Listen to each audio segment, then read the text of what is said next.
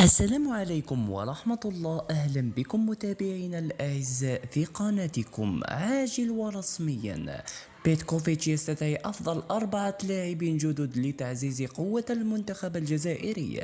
لنتابع التفاصيل واضغطوا لايك للفيديو. انطلق مدرب منتخب الجزائر فلاديمير بيتكوفيتش في التحضير لقائمة موسعة من اللاعبين الذين سيعتمد عليهم في معسكر نوفمبر المقبل، والذي ستتخلله مباراة ضد غينيا الاستوائية وليبيريا، حيث أكد موقع العربي الجديد مساء اليوم في هذا الإطار على معلومات من مصادر في الجهاز الفني للمنتخب الجزائري تفيد بأن المدرب فلاديمير بيتكوفيتش وضع ضمن مفكرته 4 لاعبين متألقين في الدور المحلي هذا الموسم من أجل ضمهم إلى القائمة الموسعة. يتعلق الأمر بكل من اللاعب محمد رضا حليمية ومدافع مولودية وهران معمر شاوش ووسط ميدان اتحاد العاصمة سليم بوخنشوش ونجم الشباب قسنطينة إبراهيم ديب.